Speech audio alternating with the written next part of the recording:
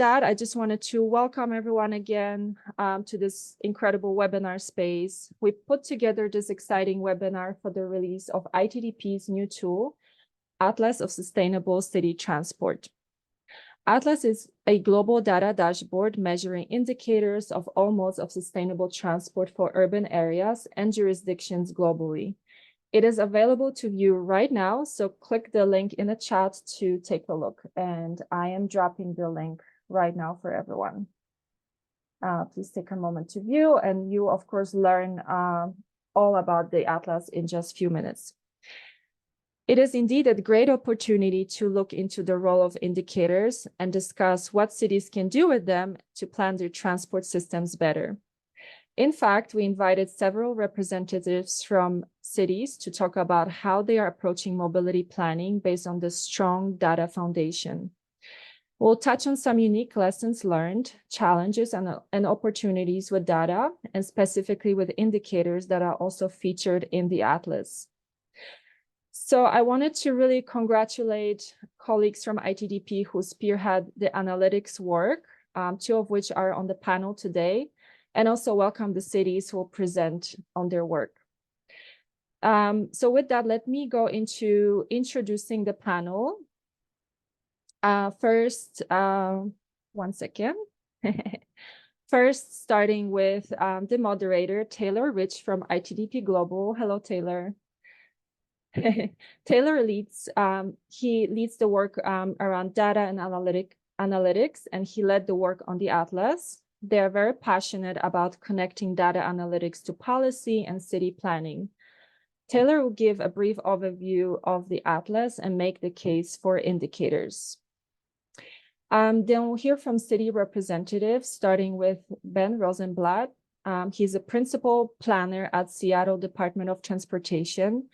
Ben will talk about what Seattle is doing with indicators like people near frequent transport to encourage more investment for access.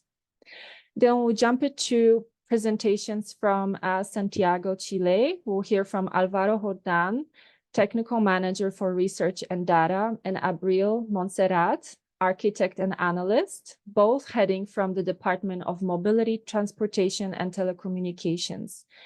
They'll talk about Santiago's efforts to shift to more active modes and plan cycling infrastructure based on several indicators. Then we'll pivot to looking at what Pimpri-Chinchwad is doing with their indicators, and we'll hear from Shekhar Singh. He's the Municipal Commissioner of Pimpri-Chinchwad Municipal Corporation in India, and he will talk about how the municipal government is prioritizing the data-driven approach and using useful indicators like people near transit, among other indicators. And last but not least, we'll hear from Leonardo Veiga, who is the Monitoring and Evaluation Manager at ITDP Brazil. He'll bring the experience of Mobility Dados, ITDP Brazil's transport data platform that has been helping for several years with advocacy and capacity building among Brazilian cities. And several cities actually in the country have adopted accessibility metrics, and this work from our Brazil colleagues has been a big inspiration for the Atlas of Sustainable City Transport. I will also drop a link to the work from ITDP Brazil in the chat. So with this, hopefully not really long opening, I'll invite Taylor to just lead us to the more formal part of the webinar. Hello, everyone. Good morning, good afternoon, good evening, wherever you are in the world. I'm Taylor Reich. I use they, them pronouns. I'm the data science manager on ITDP's global team and the author of the Atlas of Sustainable City Transport. And welcome today. I'm so excited to release the Atlas, which I've been working on for the past 2 years. And I'm even more honored to have this panel of experts to talk about the way they are using indicators to make a difference in their cities. So Ben, Abril, Alvaro, Shekhar, Leonardo, thank you so much for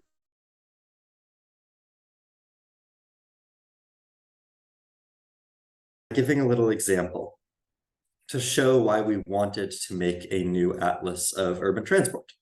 So I'm going to talk about 2 cities in the United States, Boston, Massachusetts, and Dallas, Texas. I wonder if any of you in the audience might have visited these cities or if you're familiar with them, but if you haven't, Boston is one of the oldest cities in the United States. It's one of the most walkable cities, whereas Dallas is in Texas. It's a very sprawling, very car-dominated city.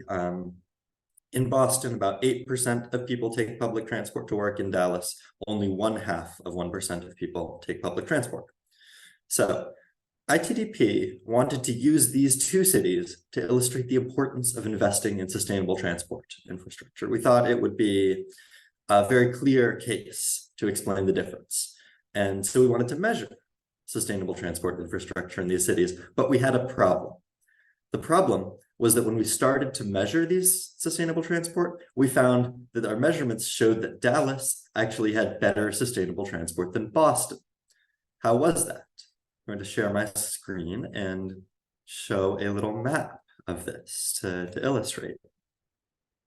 There we go. So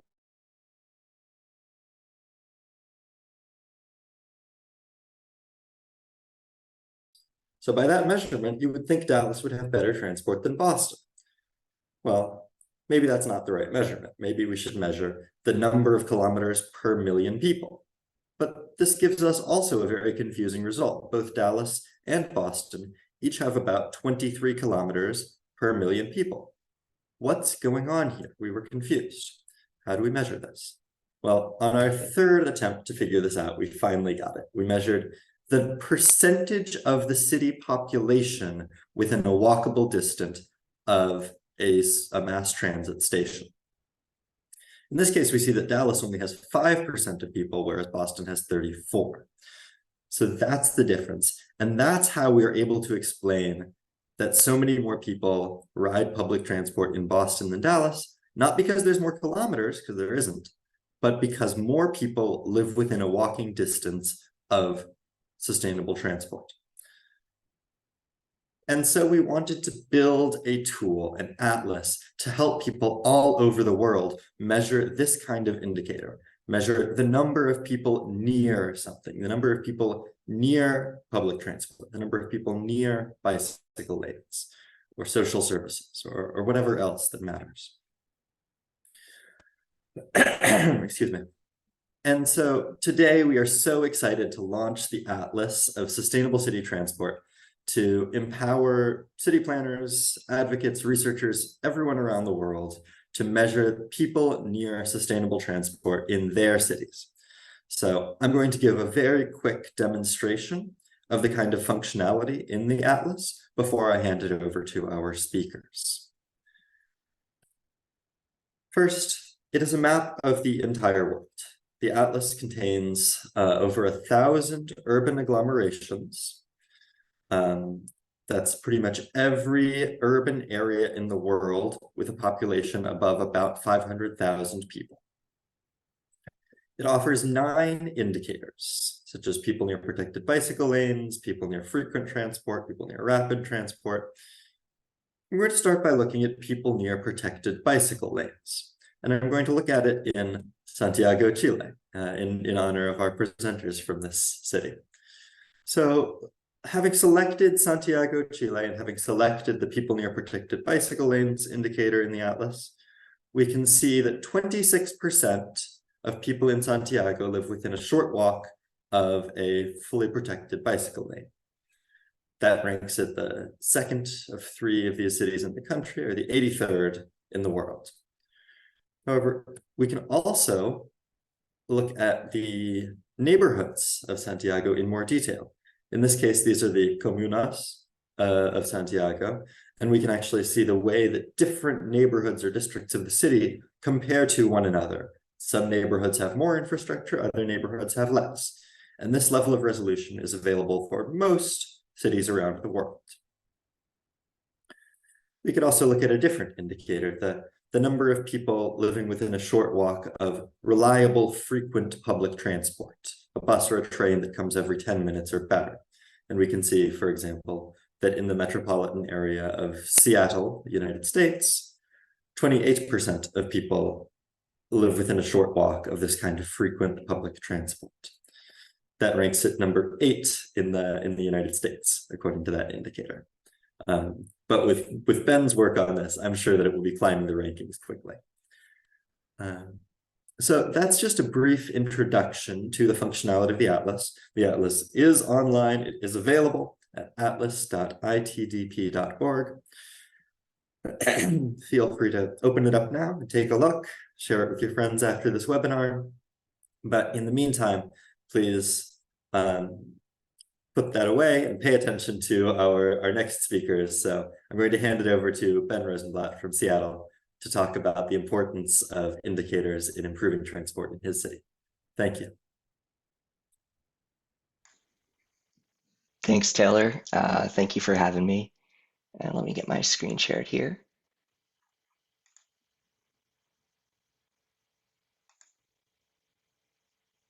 Okay, we good to go? All right, well, yeah, thanks, Taylor. Thanks, Ivana, for having me here.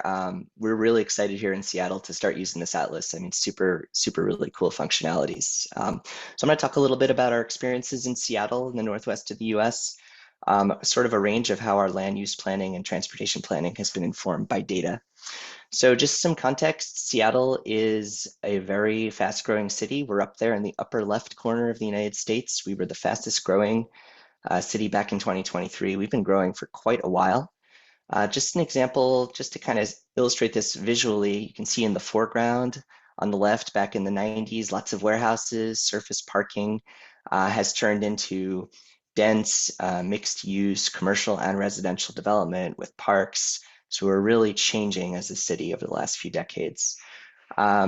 As we started to grow with sort of the growth of Microsoft and Boeing, we focused on our bus system. And today we have at least for the US, one of the best bus systems in the country. It may not be the ITDP global BRT, gold standard, so to speak, but it's a major system. And as Taylor showed, we're trying to increase its reach to people.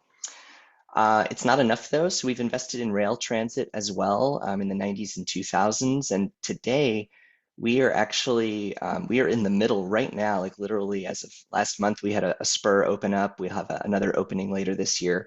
And over the next few years and into the next decade, we're going to see an expansion in our light rail system with a legitimate rail system serving the city and the region. Just some context about the stations that exist. The development has been different depending on the context. On the left, a more suburban situation, but you can see we improved access by building a pedestrian and bicycle bridge there over the freeway. On the right, there's a station under there, and that development, along with some public spaces, has come up. So the growth is not stopping. We are projecting that we may be growing in the next 20 years by yet another 25% in terms of people and in jobs.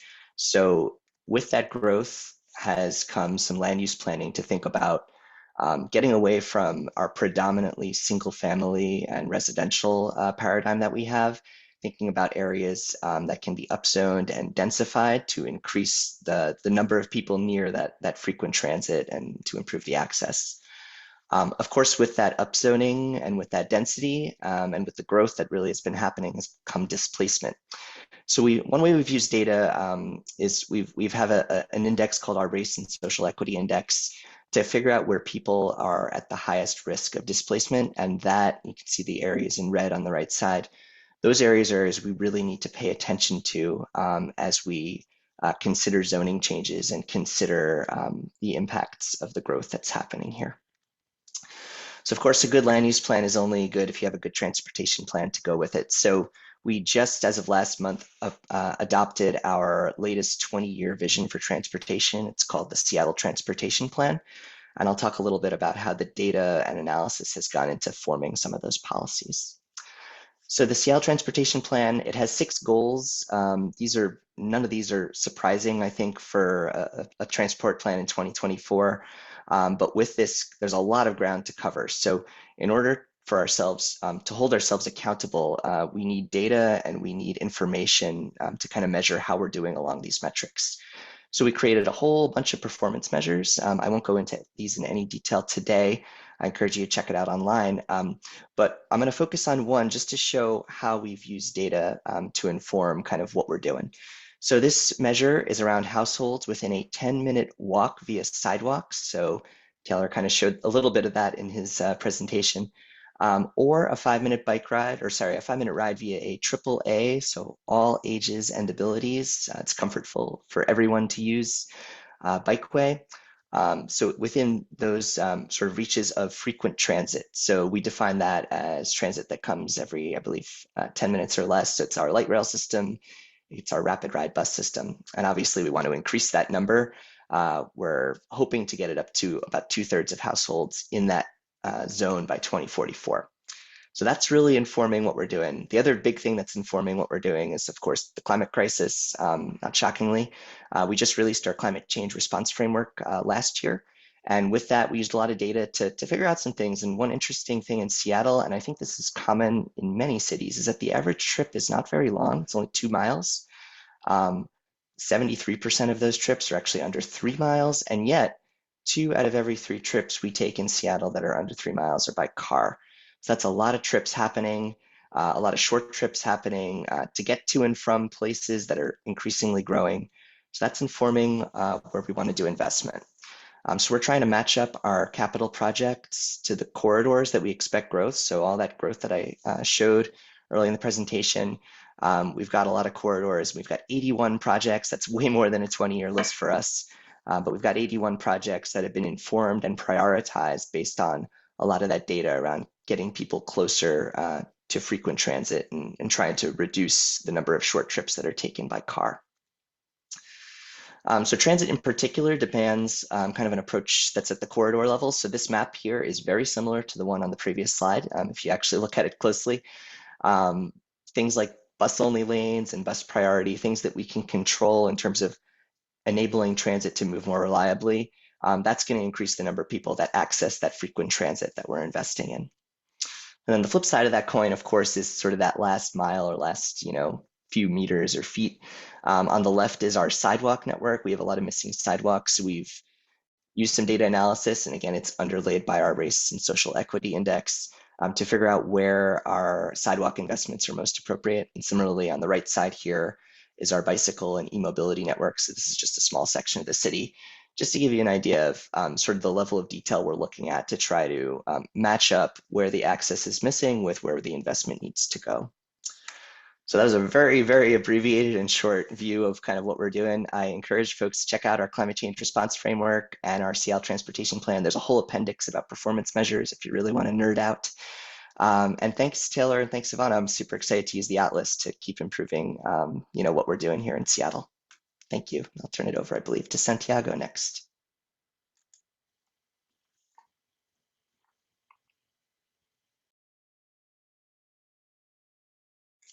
Ivana, you're muted. Oh, apologies. Next, we'll actually have the commissioner from Pimpri-Chinchwad. Commissioner, are you ready to jump in?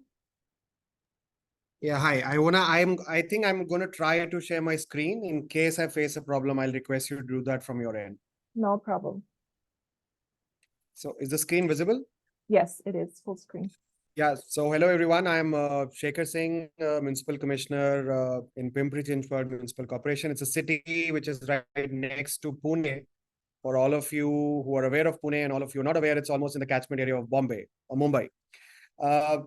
It's a city with about 2.4 million population, about 181 square kilometer. It's one of the third fastest growing city in the country currently. And if you look at it in terms of how the city is divided, it's a major industrial hub because of which a lot of large scale industries are there. A lot of migrant population is there. A lot of people traveling towards from the Pune to the industrial areas, and so there's a lot of movement basically happening throughout the city. If we look at in terms of the goals that we've set for ourselves by 2036, we intend to have 9 out of 10 trips should be through a sustainable mode. We also came out with a policy, NMT policy in 2021. We were amongst the first cities to come out with such a policy in India. And PCMC in general has been one of the pioneers in terms of non-motorized transport in India.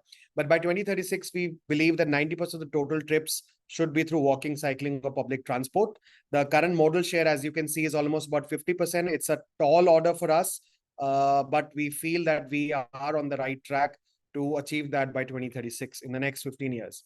breaking it in terms of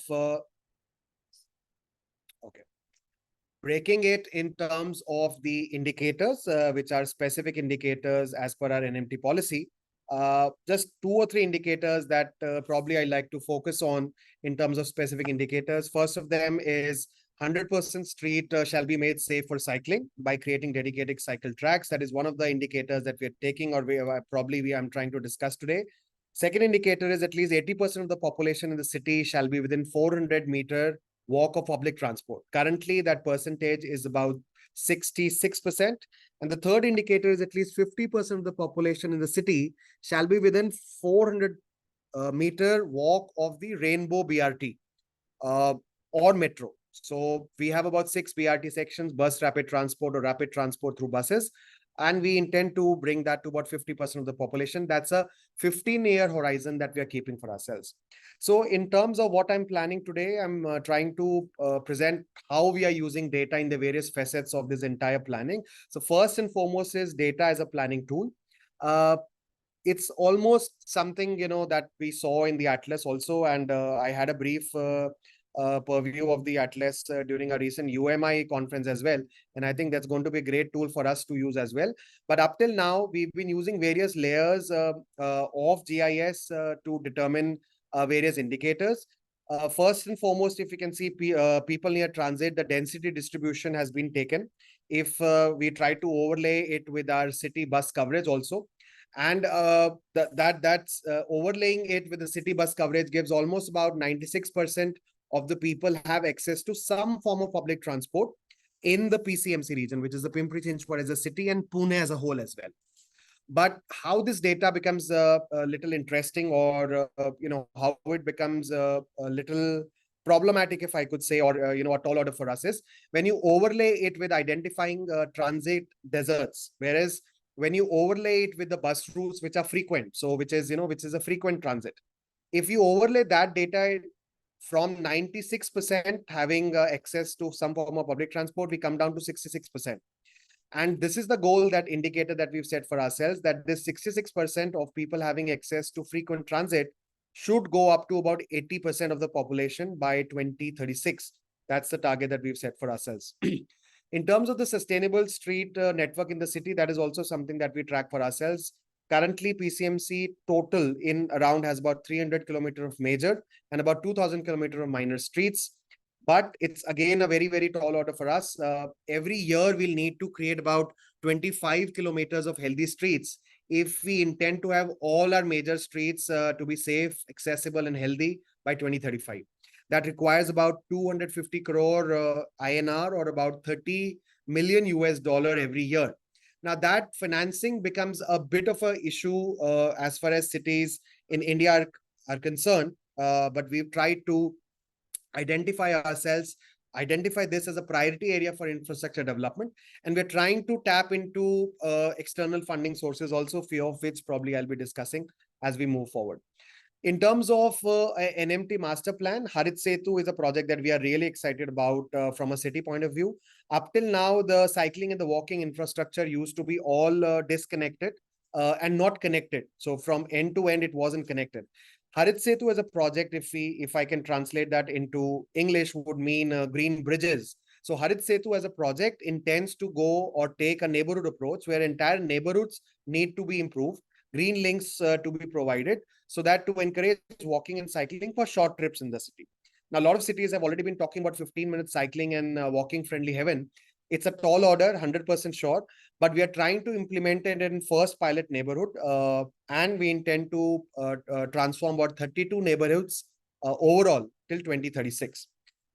Another area where we've overlaid a lot of GIS layers is low emission mobility zone. So when we move on from walking infrastructure, overlay it with various 5 layers. The first of the layer is your PM 2.5 concentration. Second layer is your high population density, grids. Third is your high road network density grids all across the city. Fourth is your high facility of non-motorized transport, public transport, EV chargers, schools, and hospitals. And fifth is, demarcated LMZ areas. That eventually gives us a data, and we are almost ready now to probably start implementing the first low emission mobility zone in our city based on overlaying of all these layers, and that becomes a priority zone. Second aspect of using data in this entire thing is using data for progressive infrastructure tracking. So we are using data with regards to, for example, what is the operational BRTS routes that we have, what is the operational MRT routes, and where we intend to go as we move forward. Similarly, for walking and cycling infrastructure, almost about 44 kilometers of safe and healthy, accessible cycling infrastructure has been created. 62 kilometers is under execution, and about 83 kilometers is proposed. But that still leaves us with a very tall order, as I initially discussed, about 300 kilometers to be completed by 2036.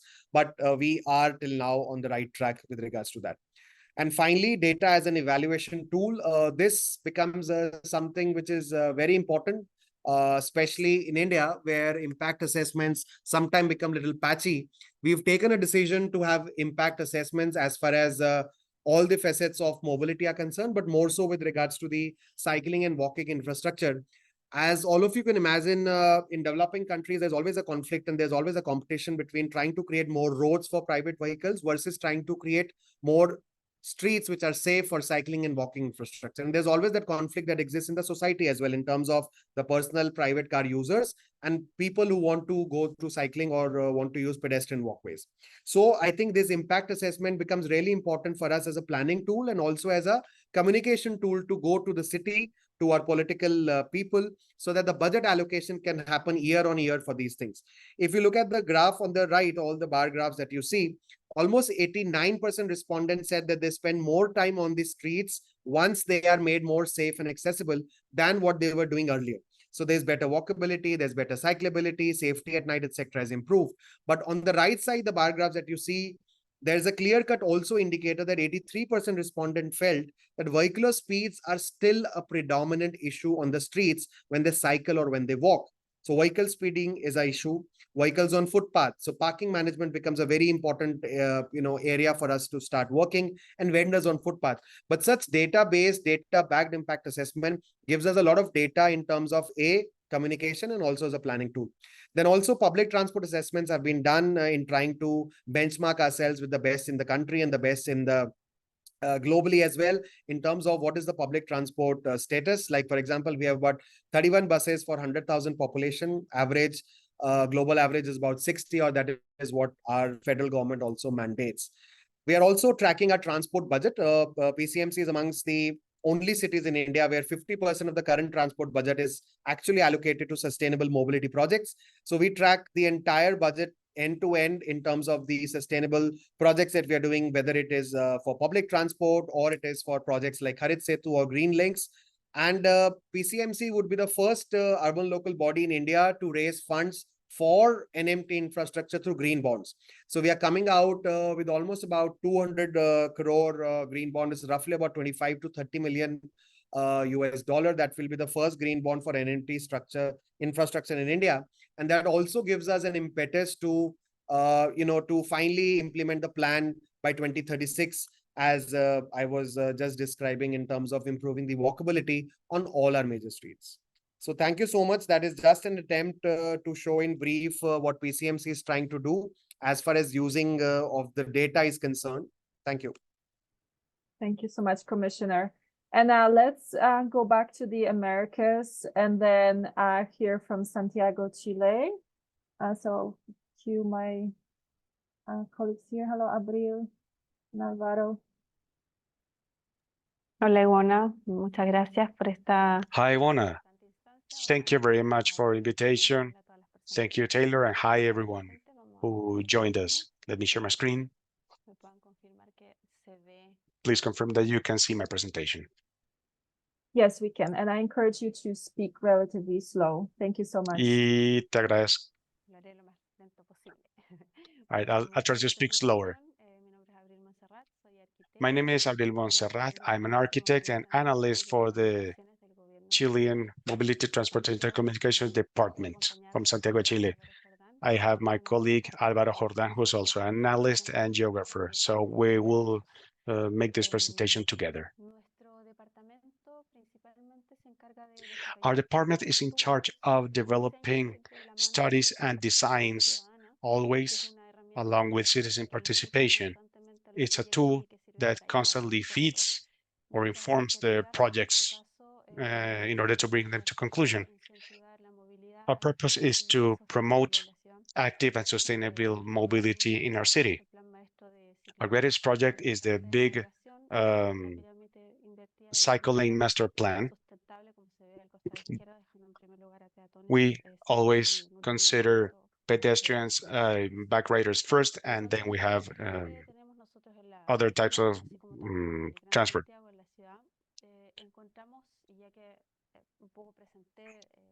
And as I mentioned, and my colleague will talk about the data of for bike lanes, we in our city, as you can see at the left, we have bike lanes with a high standard, segregated, protected, and safe. But unfortunately, we have other examples that are not as optimal. As you can see at the right part of the image, bike lanes that were thought in a different context. We also have neighborhoods or districts that have no infrastructure a lot, areas with lower income. This matches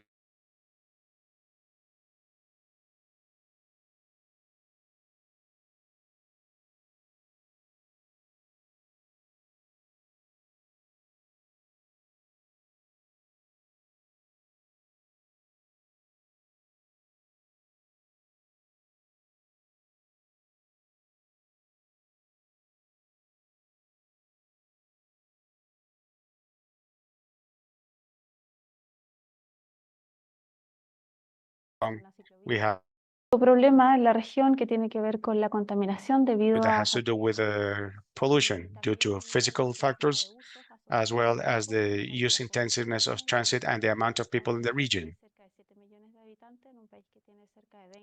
We have 7 million people in a country that has 20 million people, but with a very particular geography. We have the NOx concentrations in our map. And if we knew about we're connected with a roadmap, we could see that the areas with the highest concentrations are close to areas with high congestion or high motorized the vehicle amounts. We have made a lot of efforts. We have increased the number of electric buses, and that brings, of course, good things for air quality, as well as a reduction in noise pollution. We have noise reduction in 44%. At the bottom part of the image, you can see two sensors that you're using as a pilot to produce data for the air quality in our bike lanes, the quality of the air that our pedestrians and bike riders breathe. We have a bicycle lane master plan that will comprise 820 kilometers for the whole region, including community routes, inter-community routes or inter-neighborhood routes. The existing routes are the ones in red. You can see them in the atlas.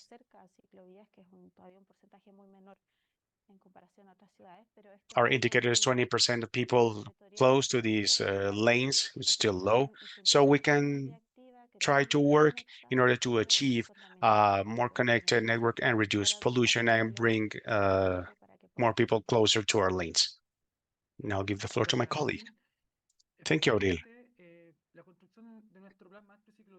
Yes, our master bike lane master plan has focused on infrastructure.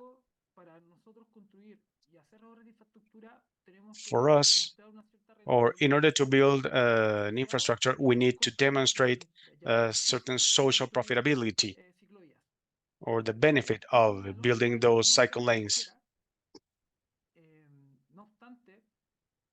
So it has certain financial logic,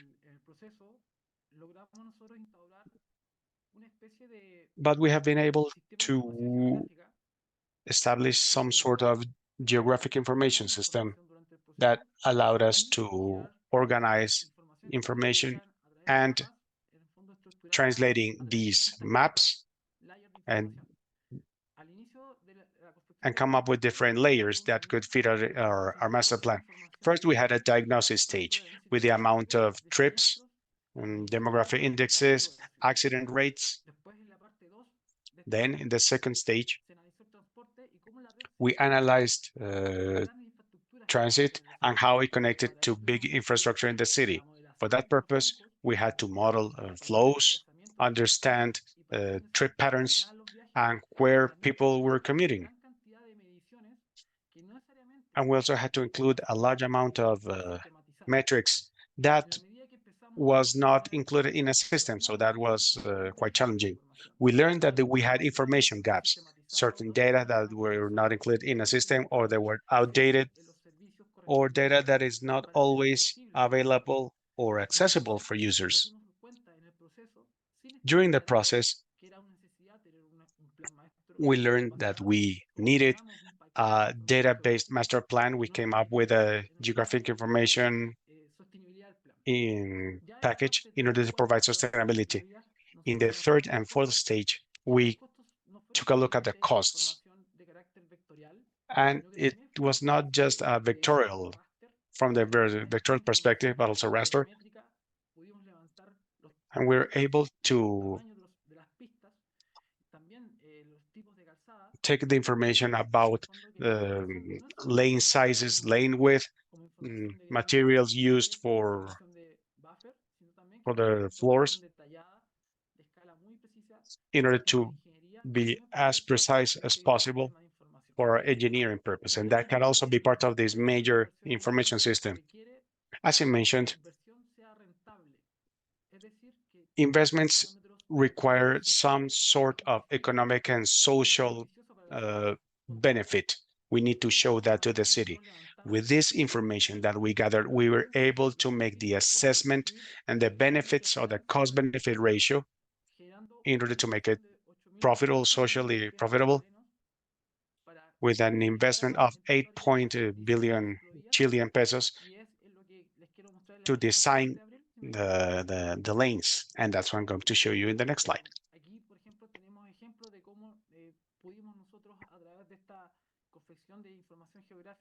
Using this geographical information and all the metrics, we were able to bring it to each part of the city. We were able to study the starting and ending points of all trips, especially in bicycles. And in this image, we were able to analyze the flows and trips per lane. This is a much more analytic component. It is much more predictable, only can help us predict with more accuracy. And we're able to make simulations on about how a bike lane will or may change travel pattern and thus assess demand. We assessed this profitability for about 180 lanes. We used traffic accidents, land use, urban density, and as Abril mentioned, information also about pollutants, in this case, NOx emissions coming mainly from motorized transport. During the master plan construction process, we faced certain challenges. As my colleague mentioned, the inequality in our city regarding infrastructure. Wealthier areas have better infrastructure. Lower income areas have less infrastructure. So we matched these standards that we have in the left, for example, bike width, pavement quality, segregation type. These are some minimum standards required for a bike lane. And this highlighted that inequality depending on the area of the city. Now, the question is, how can this data allow the authorities to improve infrastructure? We still haven't been able to make this connection. Usually, information is not fully available for decision making. However, we are working with the regional public service companies in order to normalize and standardize bicycle lanes to make them more attractive for users. We also want to say that we have information governance issues. There's a lot of public entities that have a say or intervene in these policies. As you can see, we not only have the regional government, which is the level at which we work, but we also have different ministries. And they all converge and seek to manage information. At the top part, for example, or the image top right, you can see duplicity, a bunch of cameras which portray the lack of interaction or intercommunication between entities. For example, when we wanted to establish a data system to count traffic, we learned that there are different actors that are not always connecting or speaking among each other.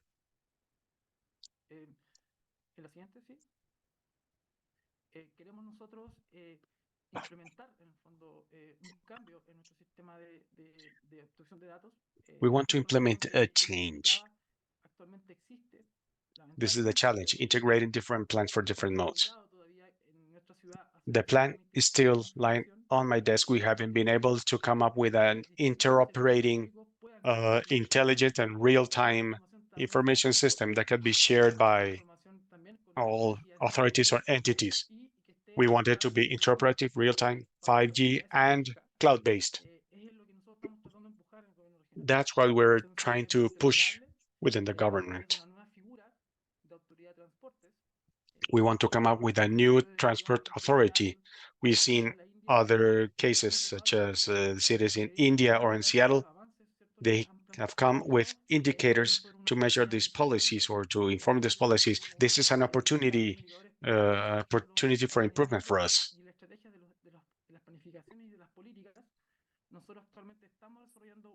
We are currently developing or updating our regional mobility policy, always focused on care and gender, stressing on the areas of care, schools, hospitals.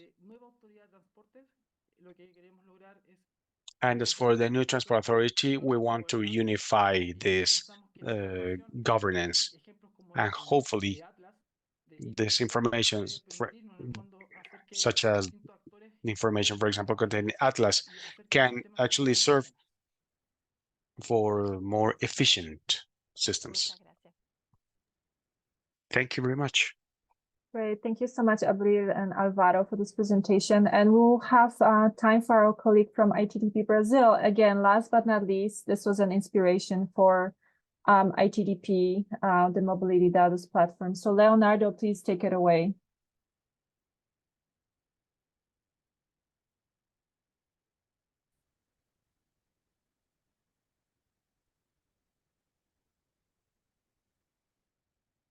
Can you see my screen?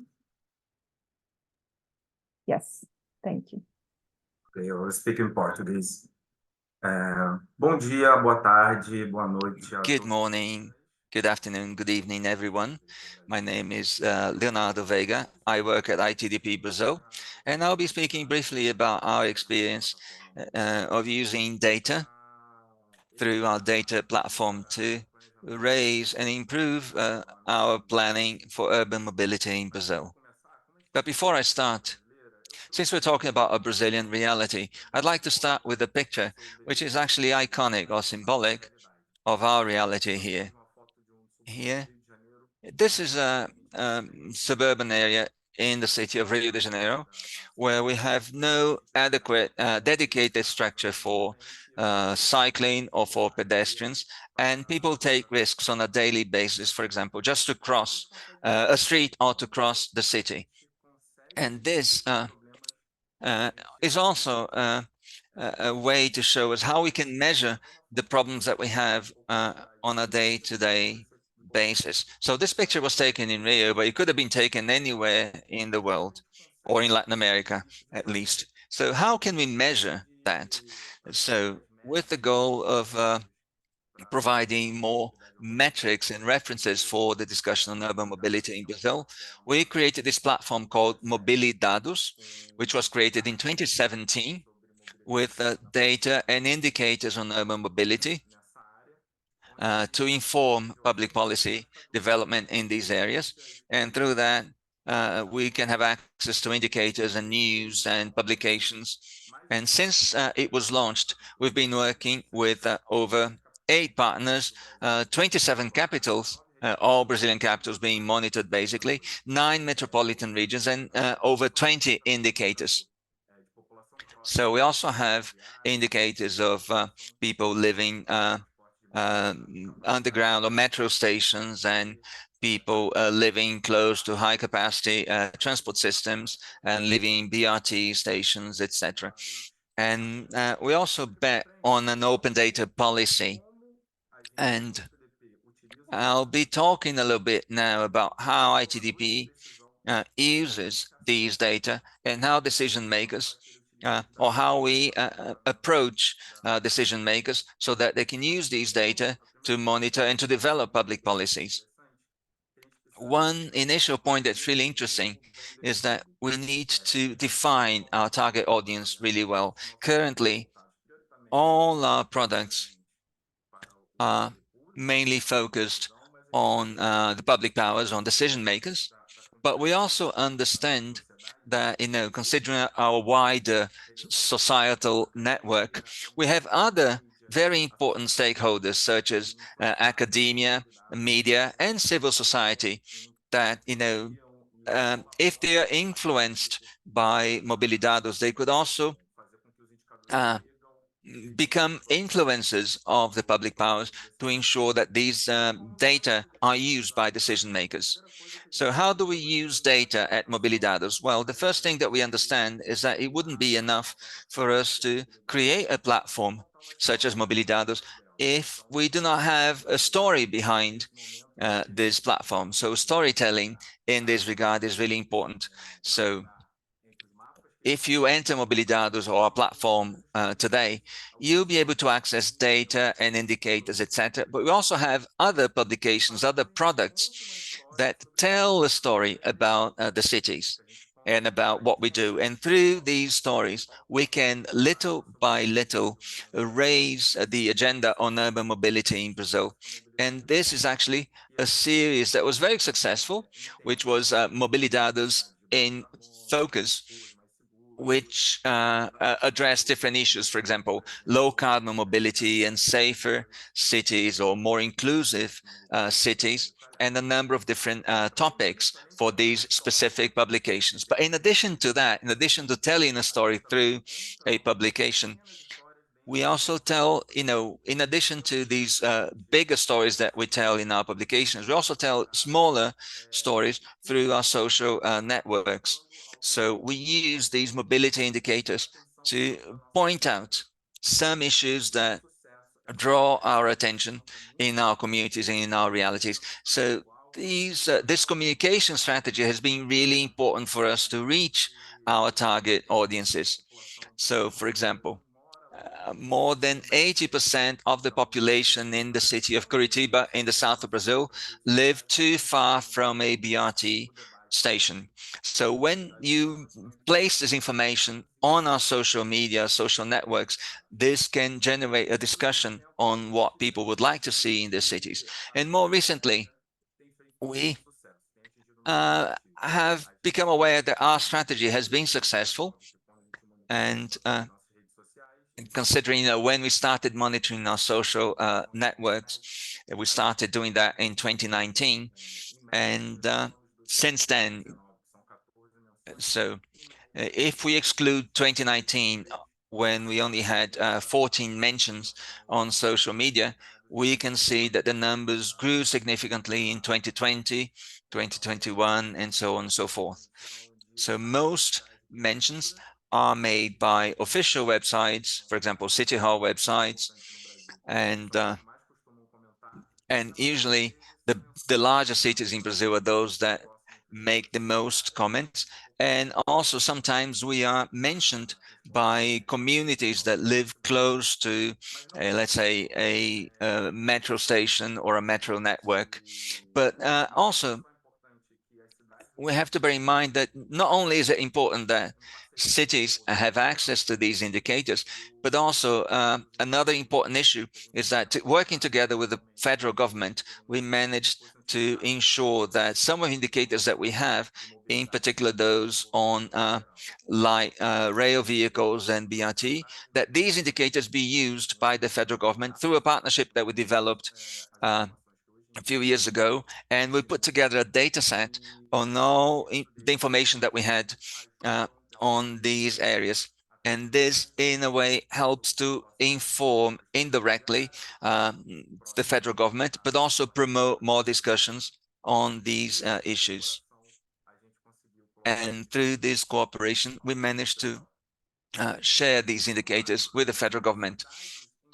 But then the next question is, how are cities using these data, and how could they use these data?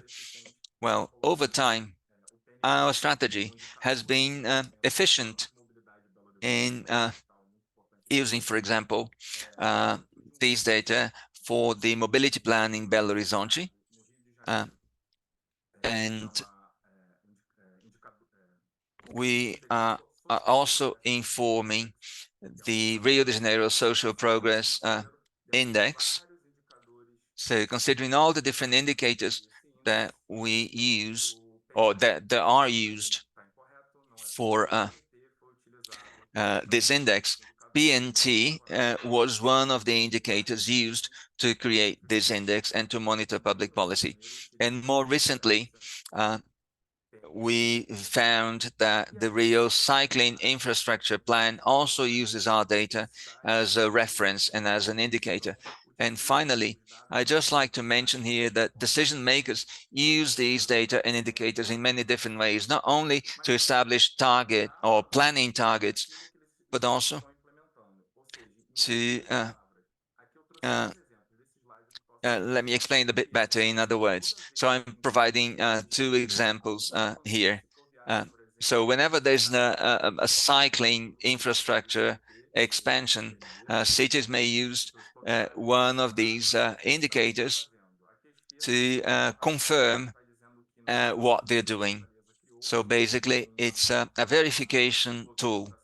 So in the city of Fortaleza, they did that. So they have this cycling infrastructure that has been approved by cyclists in the city. And to confirm that, they cite the fact that Fortaleza is one of the cities with the largest number of people living close to a cycling facility or structure. And as cities develop and evolve in their planning, they use the data that we provide as a way to confirm that they're on the right track. And we see that happening also in the city of Recife. It's another capital in the northeast of Brazil. And what we see here is an article that was actually published. It's an official paper written by the City Hall. And they say that in 2020, they reached number 4 in the PNB ranking of people living a cycling structure. So you can see that the public powers, not only do they use our data for their planning, but also to confirm that they are doing the right thing. And finally, just to conclude here, I have some of course, I have some success stories that I shared with you, but we still face a number of different challenges because not only we do provide our indicators to the cities for them to use it, but in order for the cities to use our indicators, they need to have a number of other elements in place so that they can actually transform them into policy. And the challenge for us here is, for example, in many cities, there's a lack of dedicated people to work with indicators and to lack of people that devote their time to analyzing data, analyzing this information. Another issue is the lack of priority assigned to this topic, because many local governments, they do not have this as a priority, the expansion of cycling infrastructure. And finally, another challenge is the lack of funding for project implementation. So this is a very brief overview of the challenges, but also I hope I have described for your interest the way that we use data to inform and transport policy. Thank you. Leonardo and all the panelists, thank you so much. We had so much to present. I'll just pass it to Taylor to wrap us up. We'll go over maybe 1 minute or two. And rest assured, we captured all your questions to help us create the follow-up webinars on data. So you can definitely stay in touch and follow us to see when the next sessions will be. But Taylor, over to you. Yes, thank you. Thank you so much, Ivona, and thank you all for your patience. I'm so sorry we don't have time for questions. I was just so excited to have these amazing speakers that I think we went a little overboard and just wanted to hear from them rather than, there's just too much to talk about. You know, there's too much to talk about. It's so exciting. So thank you all for your time. I want to give one more thanks to you all, and also I want to thank all of the organizations that helped review the Atlas and make it what it is, and especially thanks to CAUE Praga and Transitar Consultoria for their work in implementing it. Also thanks to Leonardo and the Brazil office for their foundational work in Mobilidados, which made this all possible. So check out the Atlas, check out Mobilidados, and please continue to follow the work of these Seattle and Pembrokeshire and Santiago and all these other leading cities. And thank you all for joining today, and thank you for doing the work to make your cities better. Thank you, everyone. Thanks, Leonardo. Thanks, everyone. Thanks, Alvaro. And follow up at data@itdp.org with any questions or to help us improve the data. Thank you. Take care all. Bye-bye.